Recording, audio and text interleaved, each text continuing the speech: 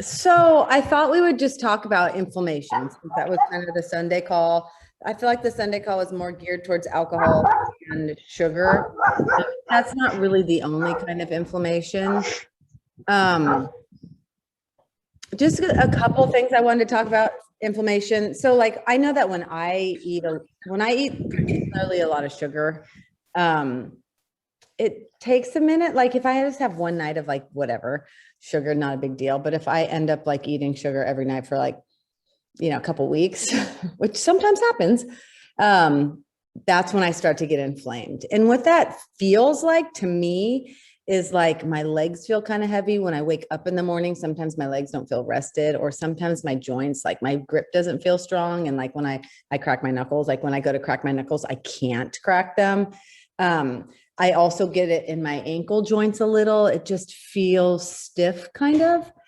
And usually it takes that point for me to realize like, oh gosh, I've been eating sugar every night. I bet that's why, right? And then I end up feeling fluffy and all the things. It also happens when I eat a lot of processed food. Like, and I've said this on this call before, but like when we eat whole foods from the ground, right? They like go into our body, and our body's like, oh, cool. This is from the ground, organic, like matter. Like I totally get it. I know exactly what to do with it. So it like doesn't even skip a beat. Oh, go that, metabolize that there, use it for energy, put that there, whatever. But when we put processed foods in that have unnatural things, that's when our body's kind of like, wait a minute, hold up, stop everything. Like, I don't know what to do with this. So let me freak out, get inflamed, like all the things. And then slowly I'll figure out what to do with this. Okay. All right. In a couple of days, it calms down. Does anybody ever feel that? Like not so many words, but does anybody ever feel that? Like it takes a couple of days sometimes to like come down and like for your body to kind of feel light. And like, I feel like inflammation is different than like inflammation feels different. It feels for me like fluffy and like heavy in my body.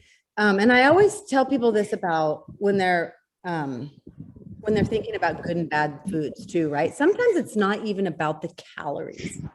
It's not that we go to dinner and we're having a high calorie something, right? We go out and have a cheeseburger and fries or something. It's more about what the food actually does inside your body. And that's kind of exactly what I just said before. And so we do feel inflamed. We may jump up even like 6 pounds sometimes. I know that sounds crazy, but it's not the calories, it's the inflammation. And so another thing we have talked about in terms of like body weight versus inflammation weight, we have talked about before, it takes 3,500 calories to gain 1 pound of fat, right?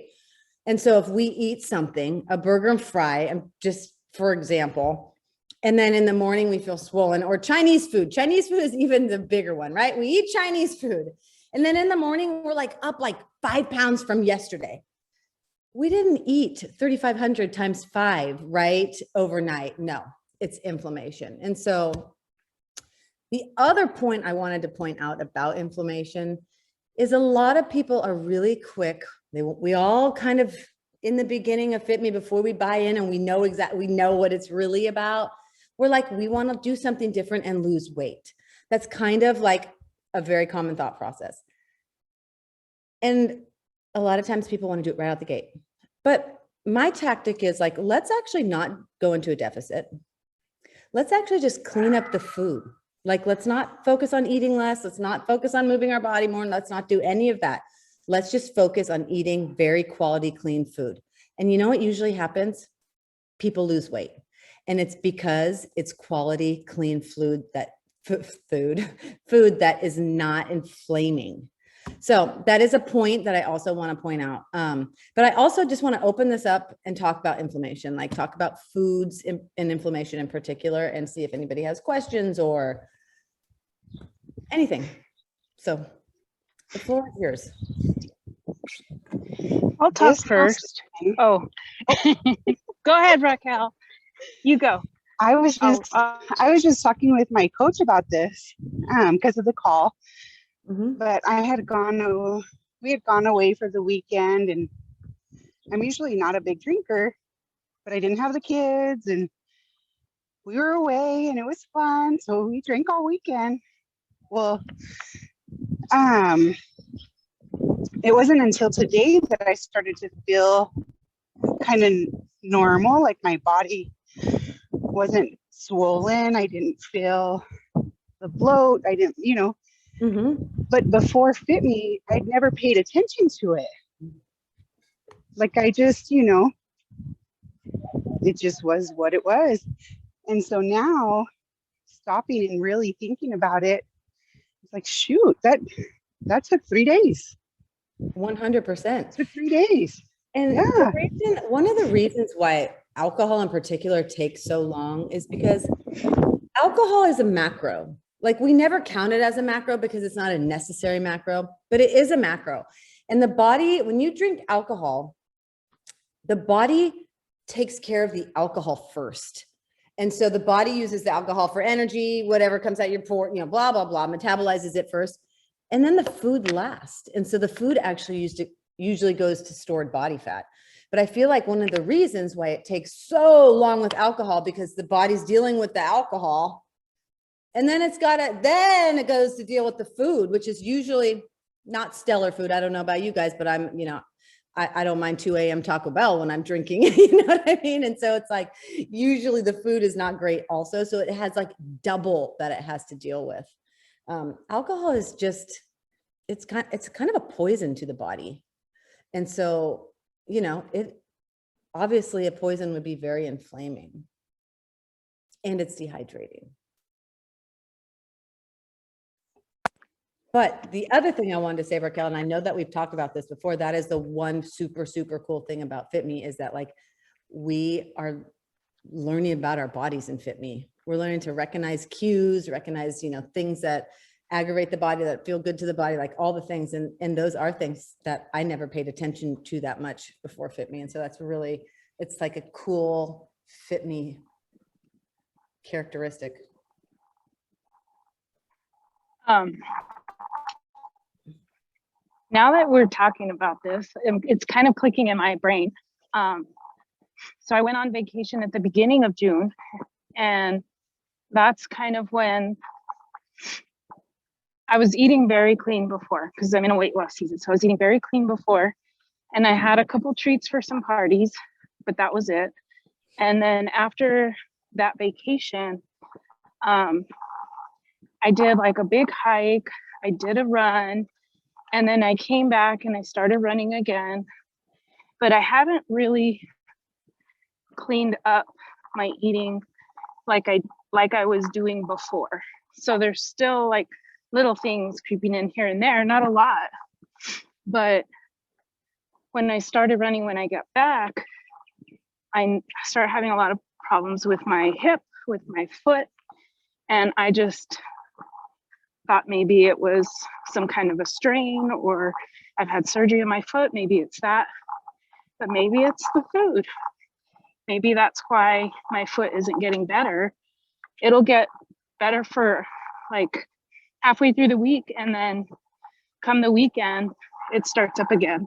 Mm-hmm. And so maybe it's the food that's causing the problems with my foot and not really the activity that I did with it. Mm-hmm. The longer we stay in an inflamed state, it's like systemic inflammation, right? It's like inflammation throughout our whole bodies. It's not usually just our hands get inflamed or just our feet. Usually it's actually throughout our whole bodies. And that does cause discomfort in body parts, discomfort in joints, it's space is getting taken up inside of our bodies that usually is not there. And so things that you can move more freely, like I say, I can't pop my knuckles, it's because the space is being taken up by inflammation. And so I wish I could say 100%, Marlena, that yes, that's the case. You get running in no time, but I just can't say that. But yeah. I did have a client who had chronic, lymphedema, and that is permanent and it's systemic inflammation, but what she was getting was chronic plantar fasciitis. And it wasn't necessarily her shoes or anything like that. It was just constant systemic inflammation that just aggravates and aggravates and aggravates. And so inflammation can be a real bitch. Yeah. And that's the first, like my foot is the first thing to get inflamed. I think because I've had surgery there. Whenever I do any kind of movement. And so I just attribute it to that. But I bet you if I cleaned up my food, along with, you know, I've cut back on the running for right now, I think it would probably feel a lot better. It still needs some PT work, but I feel like it would be. I agree. And my stomach wouldn't be so bloated either. Water intake. My water intake's good. I've been How getting does my gallon of water, but yeah. That is a good thing. Oh, go ahead. Does it just help it flush it out quicker? Yes. Or how does water help process?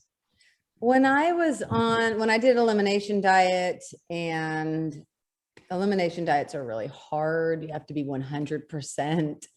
And I went out of town and I couldn't control everything. And Coach Rebecca, who's like the queen of, you know, inflammation and elimination diets and all that thing. She said, just drink a lot of water. The water is like the holy flusher. It's really the only thing that goes to, you know, goes to our kidneys and blah, blah. It like gets things moving. And that's the part of inflammation that, you know, that it helps, like just gets things moving.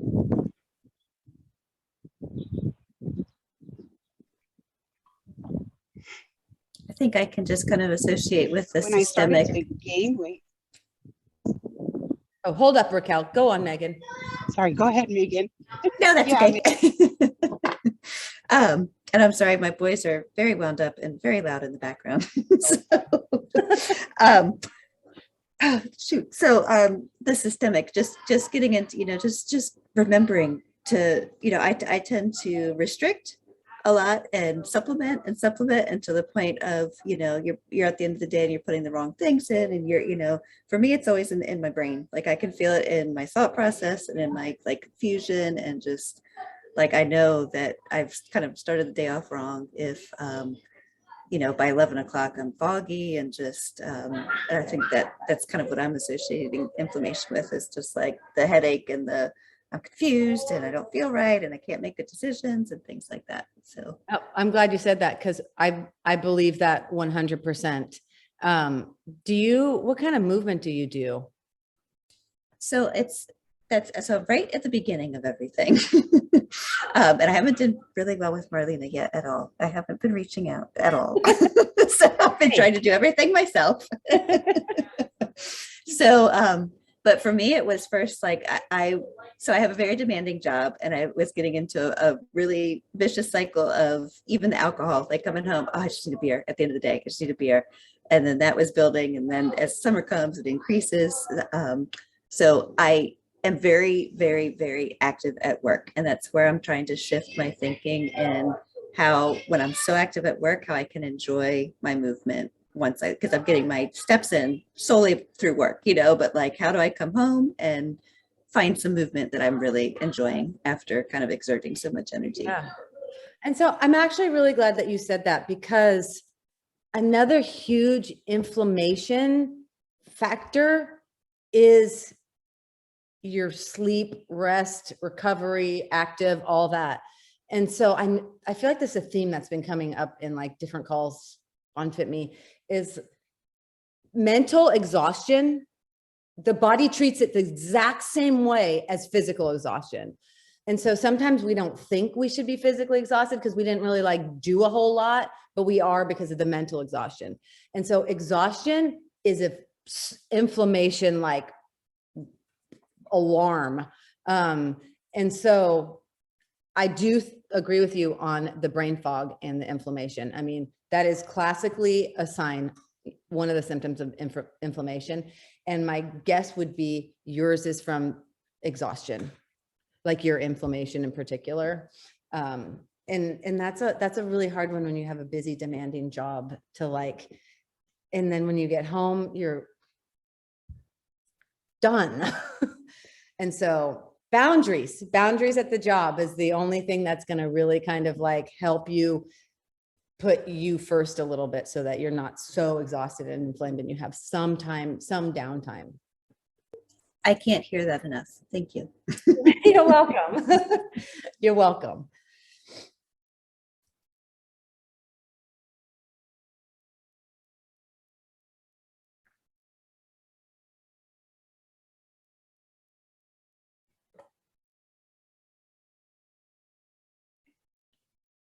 Nicole, we're talking about inflammation, just to let you know. I don't know if you're in the bedroom with your boys. Yes, I had to come over and hide into my master bathroom because they've taken over my bed with their tablets. And I just, to Megan's point, I don't have the energy to fight anymore. Like I've given up. Like, you know what? You take the bed. I'm going to go sleep in the tub at this point because I'm tired. Your battles. I'm picking my battles this week. Like, okay, you know what? Tap out. I'm tapping out. Yeah, after a month off from the gym in May, just because of crazy work schedule. So Megan, I completely get it. I went to a convention in Las Vegas, and I think I averaged over like 12,000 steps a day. And that's up from my average of about 6,000 on a day-to-day. So it was crazy stressful and a lot going on. And I literally was not in the gym for a month. And so I'm back on board now. And the soreness and is not necessarily inflammation, or it's probably inflammation from just lactic acid buildup. Because I think I have to recognize I need to stretch more. And maybe do, I think to one of our other calls, the point of our other calls is that I may have to do a longer warm up to kind of get the joints going. Because my main area of inflammation, the first place it hits me is my hips. Literally my hip bones and joints right there in the hips. I feel it first there. But the last, I would say 2 or 3 weeks, I've been having issues with my left heel, and I think it's plantar fasciitis. And it sucks because it literally just makes even walking almost unbearable, especially at night. It hits at night. So I've been really trying to focus on, I went online and of course I Googled and I Amazon and I ordered the little foot contraction you got to put yourself in at night.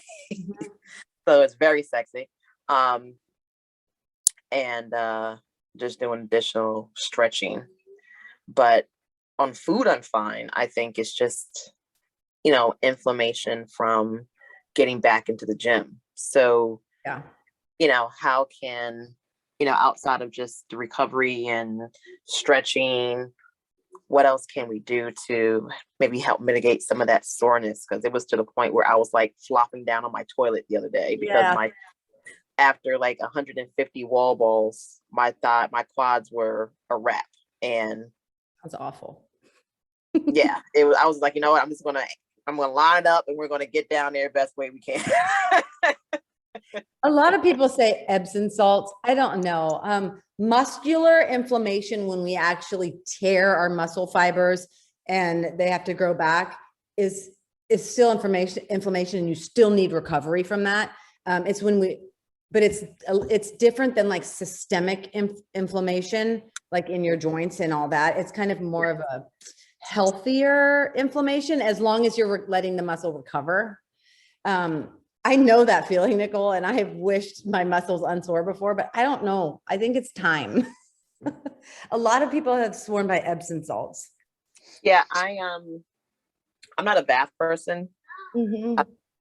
I literally sit there and think about all the other things I could be doing while I'm in the bathtub, and then I think, oh, this water's dirty, even though it's my own bath where I'm just like, oh, I'm sitting in my own filth. Like, it's just a whole lot of mental stuff that goes along with it. So I am not a bath person.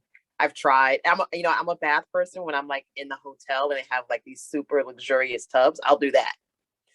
But wine and chocolate, maybe.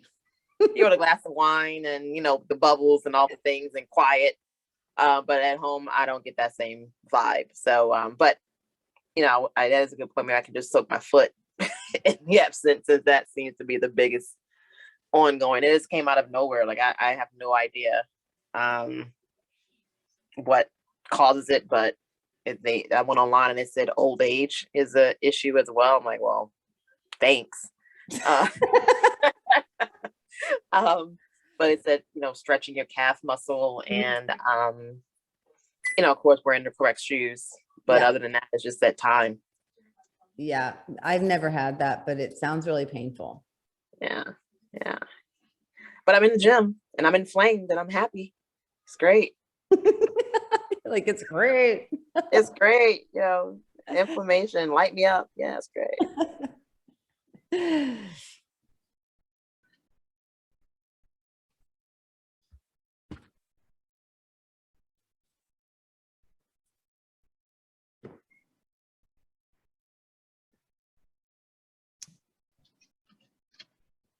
Hi, Melody. We're talking about inflammation. We're talking about inflammation. We're riffing off the Sunday call. We're riffing off the Sunday call. I know something I want to say about sugar. Like, sugar to me is the closest thing to, like, for those of you that don't know, I'm an addict alcoholic. I've been sober for almost 14 years. And sugar to me is the one thing, I know in August, is the one thing that I get the feelings of like loss of control and like guilt and shame and like all these things. And the thing about sugar, I feel like it is a drug. I feel like sugar is a drug. That's my opinion. And I feel like the reason why we eat it we get into a roll, sometimes we do really good. And, oh my God, I didn't have sugar for 2 weeks. And all of a sudden we have sugar and it kind of snowballs, is because of that factor. Like, it hits the dopamine spot and it becomes a habit, but it becomes a craving. We crave that feel good for a moment. And so that's why I think sugar ends up snowballing into such an inflammatory, your body into such an inflammatory state. It's not when we have a dessert at dinner, once every 2 weeks when we go out to a special place. That kind of sugar usually doesn't cause inflammation like chronic sugar intake. And so I'm just throwing that out there, that if you notice yourself get into like this kind of chronic sugar intake thing, and then you start noticing like, oh my God, I'm sluggish, I'm all these things, it's inflammation building up. And also gluten. So is that, go ahead. Sorry, just the sugars with like fruit sugar and like other sugars. I feel like natural sugars don't act like white sugars do, like cakes, cookies. I mean, that's just my personal opinion. But then again, when I have a sugar craving, I'm not like, I'm going to go have a peach. I'm like, I'm going to have like right now I have cheesecake left over from a wedding. And maybe that's why, I don't know. One of the things, Leah, I noticed is that I look at it as a thing of a law of diminishing returns or of diminishing satisfaction. Like the cakes and the pastries and the pancakes and the French toast and all the things taste great immediately. But I think one thing that limits me is how I feel the next day, and the puffiness and the fatigue and just the upset stomach really helps keep me in check.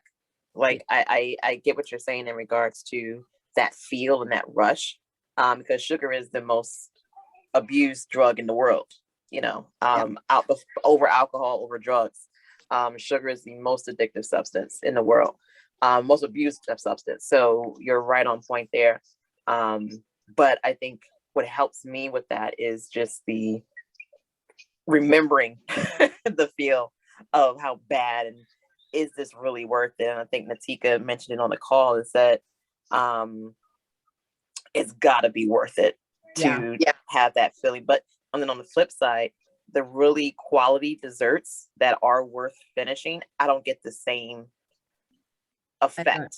I don't either. If it's a good quality, dessert that's homemade or made at a nice restaurant and it's made with real ingredients, I don't get the same kind of downfall as I do with Natika mentioned the little Debbie's honey bun. But I will say, Natika, they taste 10 times better. Eat them in the microwave. Take it. Oh my God, Nicole. Earmuffs. You didn't hear this from me. You didn't hear it. Just get up in the microwave for like 10, 15 seconds. It tastes better. So It's You are homemade. Out of control. Out of control. That's awesome. I think you're right. And I think everything that you just said, Nicole, goes back to kind of what I was saying at the beginning of the call about in Fitme, we learn about our bodies. We learn about like what makes us feel good and what doesn't make us feel good. And we learn about like, oh, I know this isn't going to make me feel good, but I'm making the choice anyways.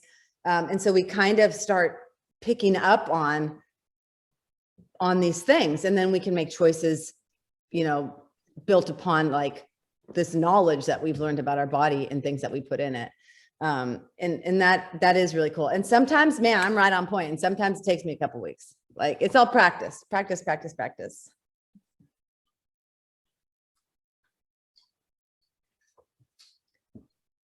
Does anybody else have anything they want to say on this topic?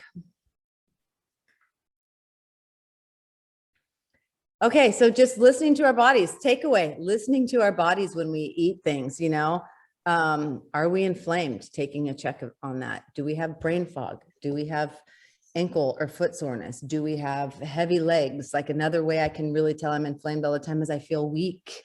You know, I'm always like, my arms feel weak. And usually that's an inflammatory state. Tired, all those things. Like when we're starting to feel something, question like, did I eat something that this can be inflammation? They say inflammation is the silent killer. And I don't know why, but that just scares the shit out of me. Like it scares me to think that we could, most of us, like on a regular, unless it's some kind of like disease or something, we can actually limit our inflammation. And so thank you, ladies, for coming. We will see you next week at this time. thank you, Coach Leah. Bye. Have a good week. Bye. Bye. Thanks, Leah. Thank you.